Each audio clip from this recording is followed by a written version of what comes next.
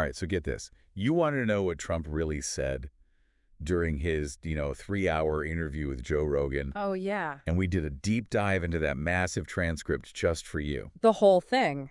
Yeah, we're talking first-term reflections, those media battles, Yeah. and some seriously unexpected stuff. Yeah. So we'll be focusing on Trump's perspective on, his time in office, his clashes with the media, and his views on national security and the economy, the big picture stuff. And he definitely did not shy away from talking about 2024. Oh, yeah. But first, let's go back to 2017. Okay. Trump talked about walking into the White House for the very first time, Oh, wow. and he described it as surreal. I bet. Can you imagine that? The history, the grandeur, Yeah. total sensory overload. It's interesting because he kept coming back to this idea of being an outsider. Right. Remember, he had never held elected office before becoming president. Yeah. He really emphasized that learning curve, Right. Navigating Washington, making appointments, dealing with a system that he clearly saw as rigged against him. He even admitted to making some bad choices when it came to picking his team. Oh, really? Yeah. He specifically called out John Bolton, his former national security advisor, Oh, wow. calling him a nut job. And he wasn't just throwing shade or anything. No. He was actually using Bolton as an example of how foreign leaders perceived him. Okay. He argued that having someone like Bolton by his side, someone with a reputation for being hawkish on military intervention, actually made him Trump more intimidating on the world stage. So it was all part of his strategy. Exactly. Don't mess with me. I've got Bolton on speed dial. Yeah, exactly.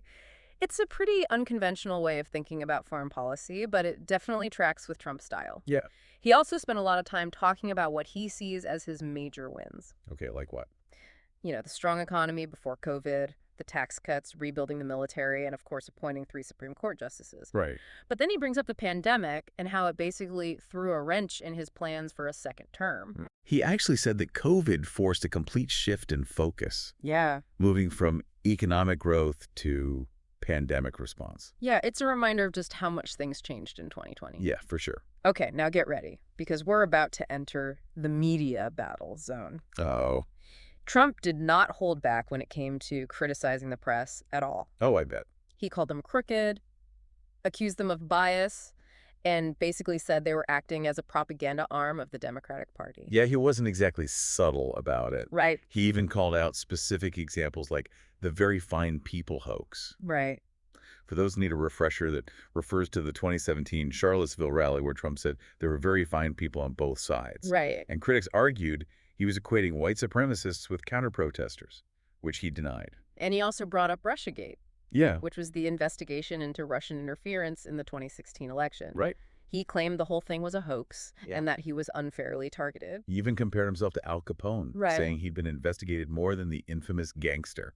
What's interesting here is how he connects this perceived media bias to a larger trend, the rise of the internet and alternative sources of information. Okay.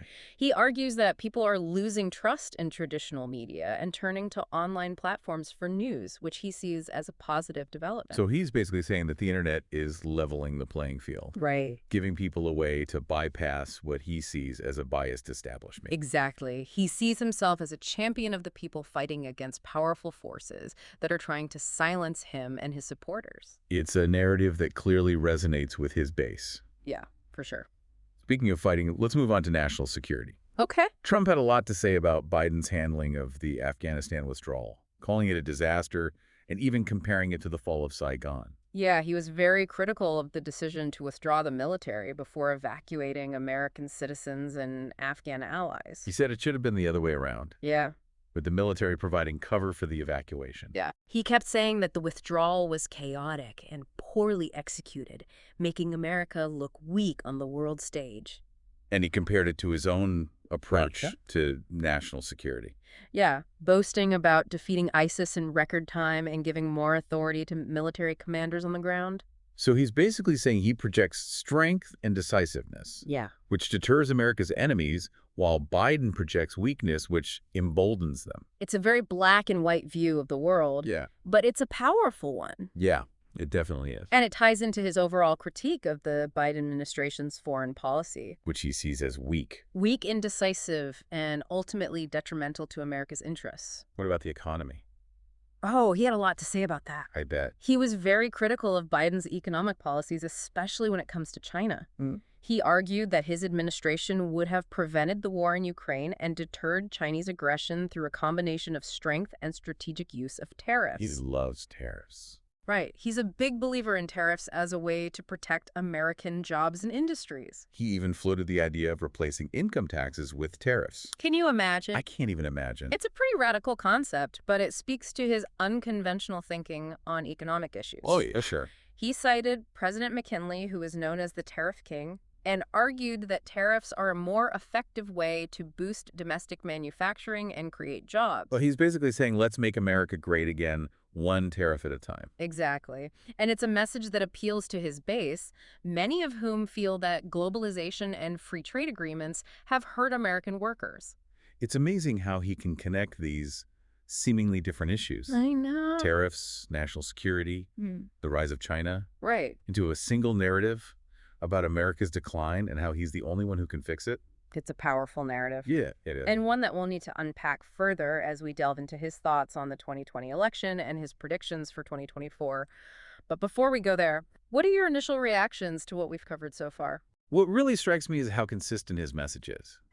He's still that same outsider battling against the establishment, Right. whether it's the media, the political elite, or globalists trying to undermine American sovereignty. That's a great observation, and it speaks to the enduring appeal of his brand of populism. Yeah. But we've only scratched the surface of this 3-hour conversation. Oh, boy. Buckle up because things are about to get even more interesting. Okay, so are you ready to dive back into this Trump-castic interview? Oh, yeah. Hit me with it. Last Yeah. time we were knee-deep in tariffs and trade wars, Right. but, you can't talk about Trump without talking about the 2020 election. Exactly. And as you might expect, he did not hold back on his claims that it was rigged, robbed, and stolen. Yeah. He even said that he won that second election so easy. Okay, but what evidence does he actually give to support those claims? Well, he brought up a whole bunch of alleged irregularities. Like what? He pointed to changes in voting procedures that he sees as legislative overreach, and he even claimed that there was a lack of ballot access in certain areas. So he's saying the system was working against him. Exactly. He also talked about how frustrated he was with the judges, claiming that they dismissed his legal challenges without even looking at the evidence. And of course, he blames the media for spreading what he calls the big lie, that Biden won fair and square. Well, it is important to mention here that lots of legal challenges and investigations haven't found any evidence of widespread fraud that would have changed the outcome of the election. But for Trump and his supporters, the belief that the election was stolen is still a powerful force. Right, and it feeds into this whole narrative of him being a victim of a corrupt system, a system that he's been fighting against his entire life. He sees himself as this, truth teller, someone who's willing to call out the lies and expose that deep state conspiracy that's working against the American people. And remember, this is all happening on Joe Rogan's podcast, which has millions of listeners. That's right. This isn't just some conversation with friends, These claims are being heard by millions of people. So how do we make sense of all of this? Right. What are the takeaways for someone who's just trying to understand Trump's view of the 2020 election? Well, I think the biggest takeaway is that for Trump, this isn't about accepting defeat and moving on. No. It's about continuing to fight, challenging the legitimacy of the current administration and setting the stage for what comes next. Which brings us to 2024. Right. I mean, he's already talking about running for president again. Right. And if he does, the 2020 election will definitely be a big part of his campaign. Absolutely. By keep bringing up the idea that the election was stolen, he's basically preparing for challenges and controversies if the 2024 election doesn't go his way. Right. He even talked about, weaknesses in the system, like mail-in ballots and the chance of someone hacking voting machines. Okay. And he proposed solutions like paper ballots and stricter voter ID laws, which he says are ways to make sure elections are fair and to get people to trust the system again. It's a smart tactic, actually. It is. He's tapping into real concerns that people have about election security, but he's also using those concerns to help his own political goals. So he's making people doubt the system itself. Yeah, exactly. And that can be dangerous because it makes people lose trust in our democracy and makes it harder to have a peaceful transition of power. It's a lot to think about. And it makes you wonder about the future of American democracy.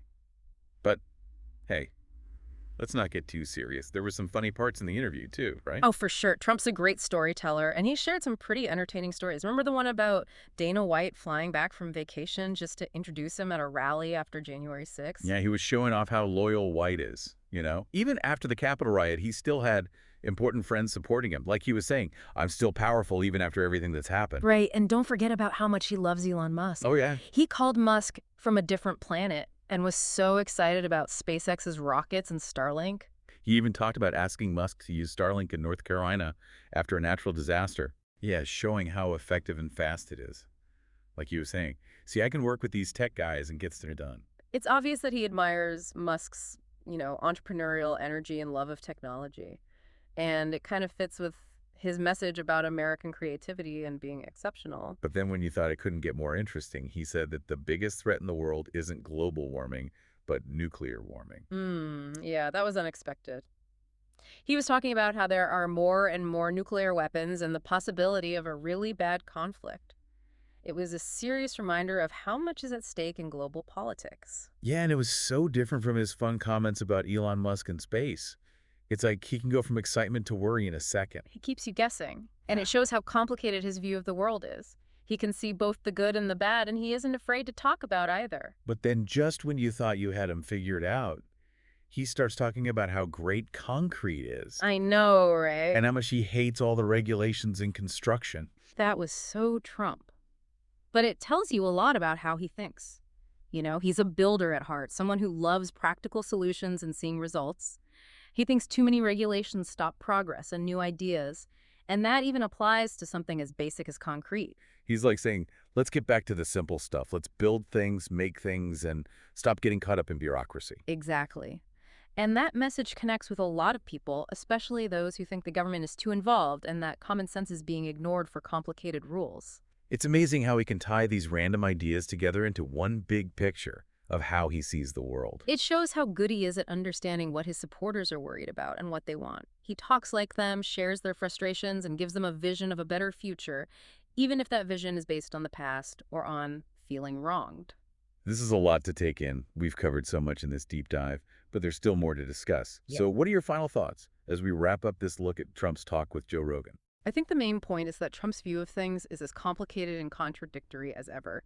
He's a performer, a businessman, a politician, and someone who likes to provoke. He can be very generous and very mean. He can be inspiring and insulting.